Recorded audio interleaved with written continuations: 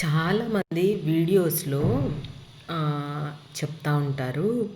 Loan తీసుకొని ఇల్లు కొనుక్కోమాకండి.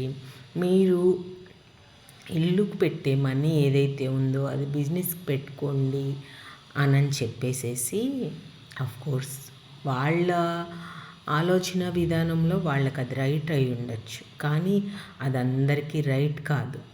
ఎప్పుడైనా మనకి అనేది సొంతిల్లు అనేది ఖచ్చితంగా ఉండాలి. అలానే అందరికీ సాధ్యం కాదు కదా! సాధ్యమైనోళ్ళు లోన్ తీసుకొని కట్టుకోగలిగితే మాత్రం ఖచ్చితంగా సొంతిల్లు అనేది తీసుకోవాలనేది నా అభిప్రాయం. బిజినెస్ మీద సపోజ్ ఒక 20,00,000 లోన్ తీసుకొని బిజినెస్ పెడతాడు వాడు. పెట్టినాక దివాళా తీసాడనుకోండి టైం బాగోక అప్పుడు అదే 20,00,000 పెట్టి సొంతిల్లు తీసుకుంటే అద్దె కట్టక్కర్లేదు. ఎన్నో అవమానాల నుంచి, ఎవరో ఇల్లు మనం శుభ్రం చేసే దగ్గర నుంచి అన్నీ మనం తప్పించుకోవచ్చు. ఇంకొక విషయం ఏంటంటే ఒక్కొక్కసారి ఇంట్లో మనుషులు పోతే అద్దింట్లో ఉంచొద్దంటారు. ఇట్లాంటి అవమానాల నుంచి బయటపడవచ్చు.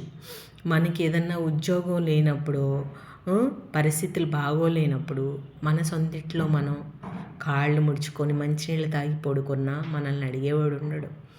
అఫ్కోర్స్ తిండికి సంపాదించుకోవాలి.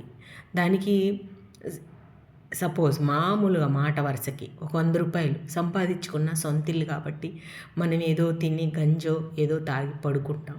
కానీ అద్దింట్లో ఉంటే అలా కాదు కదా! నువ్వు 100 రూపాయలు సంపాదిస్తే కుదరదు. ఖచ్చితంగా నీకు వచ్చే జీతం 10,000 అయితే 10,000లో 8,000 ఈ రోజున అద్దె కట్టేవాళ్ళు ఉన్నారు. 2,000లో మళ్ళీ ఏయో ఈఎంఐలో అప్పులో ఏయో కట్టుకునేవాళ్ళు ఉన్నారు. తిండికంటూ పైసా మిగలట్లేదు. 100 రూపాయలు కూడా మిగిలిన వాళ్ళు మధ్య తరగతి వాళ్ళు చాలామంది ఉన్నారు. ఇంకా లేనోళ్ళ గురించి ఇంకా మాట్లాడుకోవడానికి కూడా ఇంకా మాటల్లో కూడా చెప్పలేము ఆ బాధని. అందుకని ఎప్పుడైనా సరే మీరు బిజినెస్ పెట్టుకోవాలి అనుకున్నప్పుడు ఈ రెండిటిని సొంతిల్లుని బిజినెస్ని కూడా రెండు ఒక్కసారి చేయడం అనేది చేసుకోవచ్చు. సపోజ్ 20,00,000 లోన్ తీసుకుంటే 10,00,000 ఇంటికి నిమిత్తం, ఓ 10,00,000 బిజినెస్ నిమిత్తం పెట్టుకోవచ్చు. బిజినెస్ పెట్టుకోవాలి, మేము సంపాదించుకోవాలి అనుకునేవాళ్ళు ఓకే. బిజినెస్ 100% రైట్ జాబ్ కన్నా. ఇప్పుడు చెప్పే కదా, ఎవరో ఇల్లు మనం అద్దె కట్టి బాగు చేస్తూ ఉంటామని. అలానే ఉద్యోగం చేయడం వల్ల ఎవడో లైఫ్ని మనం బాగు చేస్తాం కానీ మన లైఫ్ని మనం బాగు చేసుకోం. బిజినెస్ 100% రైటే, నేను కాదన్నాను. కానీ సొంత ఇంటితో బిజినెస్ని పోల్చొద్దంటాను. నా ఆలోచన విధానం అయితే ఖచ్చితంగా మనం పడిపోయినా ఎట్లా ఇదైపోయినా కూడా మనకంటూ సొంత ఇల్లు ఉందనుకో, ఆ దారి వేరు. లోన్ కట్టుకుంటాం ఉద్యోగం చేసుకొని, మన దానికి మనం అద్దె కట్టట్లా, చచ్చినా బతికినా అద్దె కట్టాలి కదా అద్దె ఇంట్లో ఉంటే. అలానే ఆ అద్దె డబ్బు లేదో మన సొంత ఇంటికి కట్టుకుంటాము. ఎన్ని తరాలు మనకి డబ్బు సొంత ఇల్లు ఉండడం వల్ల సంపాదించుకోవడానికి వీలైద్దో తెలుసా? ఈ అద్దెలు కట్టి జీవితం ఇటే వెళ్ళిపోతూ ఉంది. సంపాదించుకోవడానికి లేదు, బట్టలు కొనుక్కోవడానికి లేదు, తిండి తినడానికి లేదు.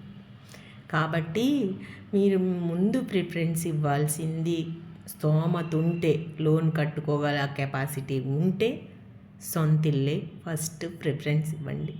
నా ఆలోచన విధానం అయితే అనుభవాలు పూర్వకంగా ఇలా ఉంటుంది. ఏమంటారు?